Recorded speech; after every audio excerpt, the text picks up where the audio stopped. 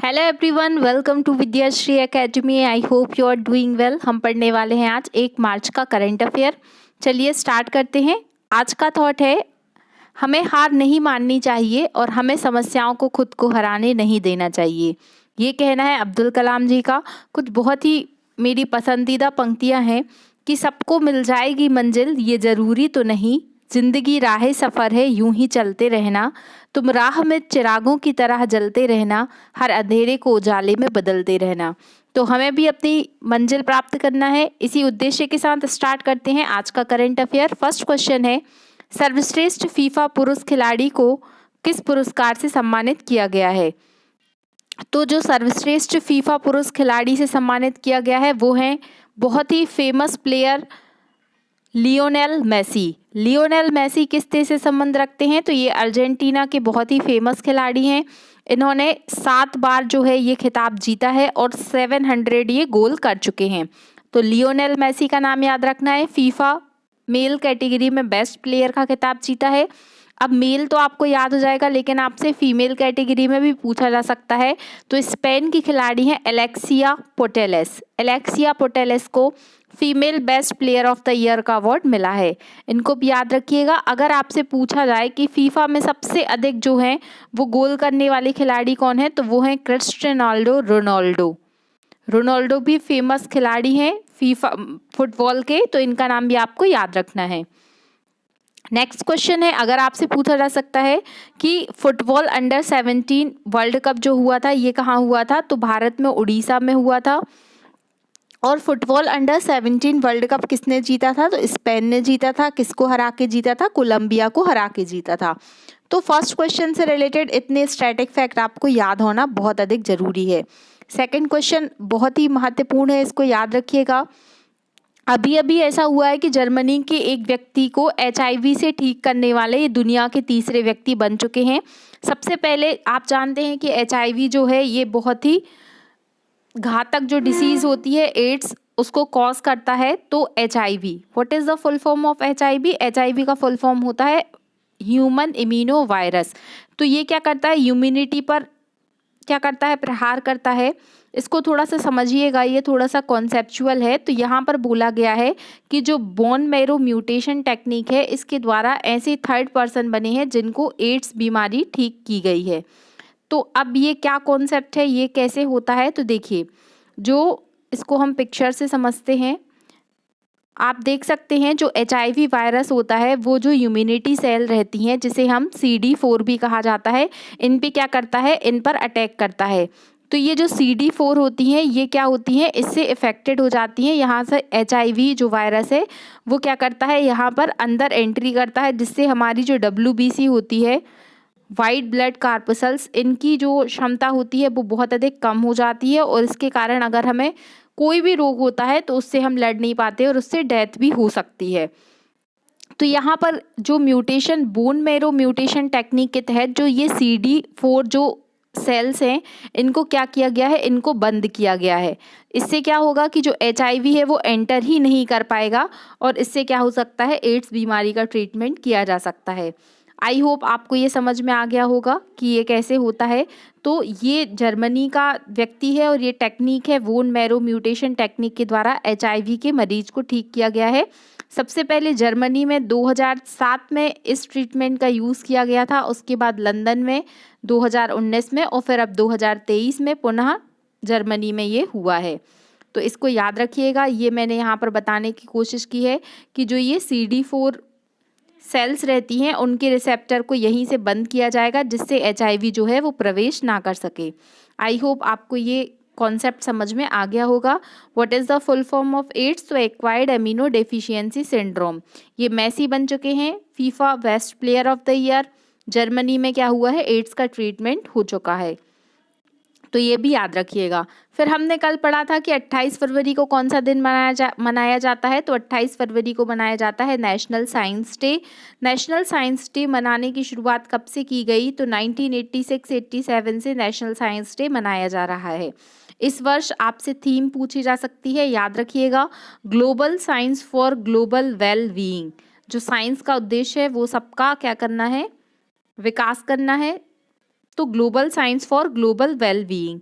1954 में सीवी रमन जी को जब भारत का प्रथम भारत रत्न अवार्ड दिया गया था, तो इनके साथ साथ सीवी रमन जी के साथ साथ सर्वपल्ली राधाकृष्णन और एक व्यक्ति और थे, उनको क्या दिया गया था, नोबेल भारत रत्न अवार्ड दिया गया था। वो तीसरे व्यक्ति कौन थे, आपको कमेंट बॉक्स में लिखकर बताना है। और आपसे पूछा जा सकता है कि 1928 में 28 फरवरी के दिन क्या हुआ था, रमन प्रभाव की खोज हुई थी, इसीलिए 28 फरवरी का दिन एज अ साइंस डे मनाया जाता है।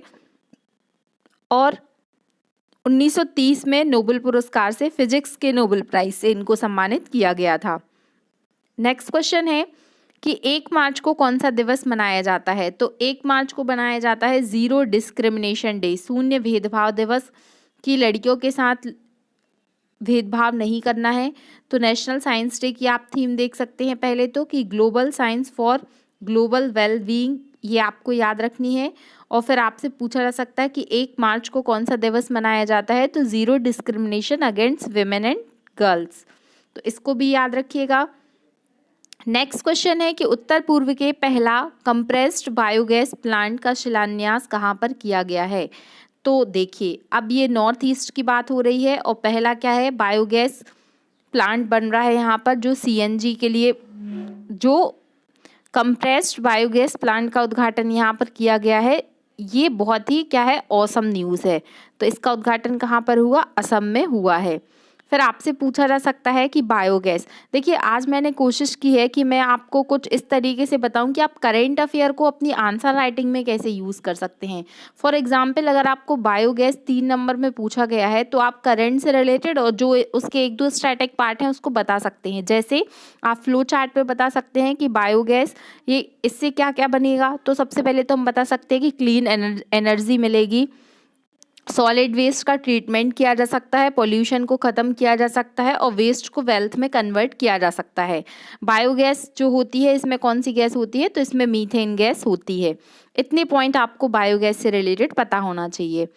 नेक्स्ट क्वेश्चन है कि 27 फरवरी को राष्ट्रीय निगरानी कार्यक्रम के दूसरे चरण का शुभारंभ कहाँ से किया गया है। तो पहले तो आपको ये पता होना चाहिए कि राष्ट्रीय निगरानी कार्यक्रम किससे रिलेटेड है। तो जैसे आपने पीएम मत्स्य संपदा योजना का नाम सुना होगा, उसी की तर्ज पर ये राष्ट्रीय निगरानी कार्यक्रम है, जो कि ब्लू रेवोल्यूशन, नीली क्रांति से रिलेटेड है। जो भी जलीय जीव हैं, जलीय जीव की जो भी समस्याएं हैं उनका निपटान करना, उनको कौन कौन से रोग हो रहे हैं उनका निदान करने के लिए इसका शुभारंभ चेन्नई से किया गया है। याद रखिएगा, चेन्नई में 44वां शतरंज ओलंपियाड का आयोजन भी किया गया था। नेक्स्ट क्वेश्चन है, कॉमनवेल्थ पार्लियामेंट एसोसिएशन का आयोजन 19वां जो इसका सम्मेलन है, इसका उद्घाटन कहाँ पर किया गया है, तो ये हुआ है सिक्किम में। सिक्किम में कॉमनवेल्थ पार्लियामेंट एसोसिएशन का उद्घाटन किया गया है।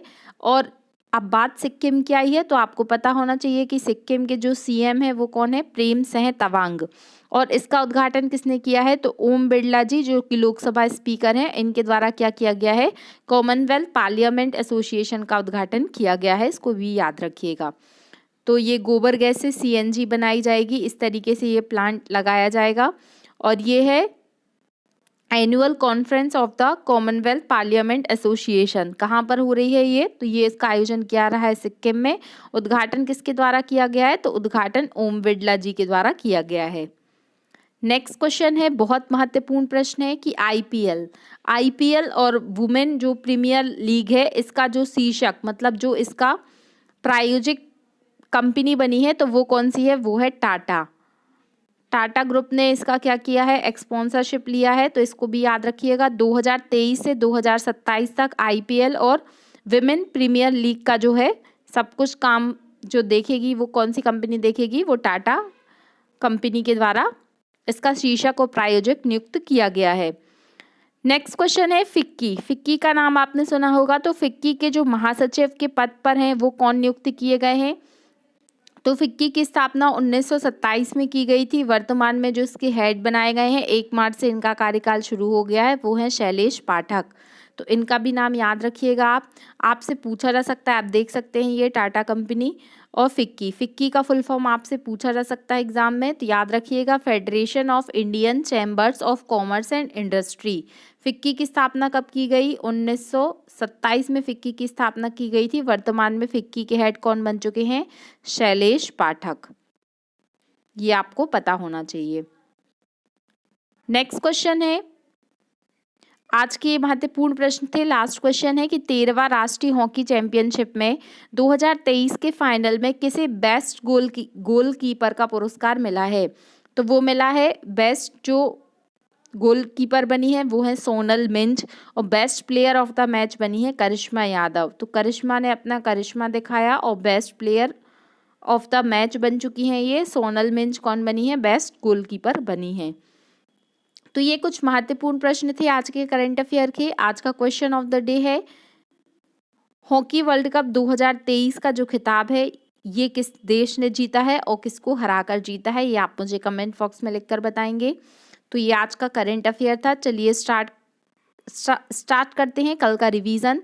राष्ट्रीय विज्ञान दिवस कब मनाया जाता है? तो 28 फरवरी को राष्ट्रीय विज्ञान दिवस का आयोजन किया जाता है। किस टेलीस्कोप ने 6 नई आकाशगंगाओं की खोज की थी? तो जेम्स वेब टेलीस्कोप ने 6 नई आकाशगंगाओं की खोज की थी।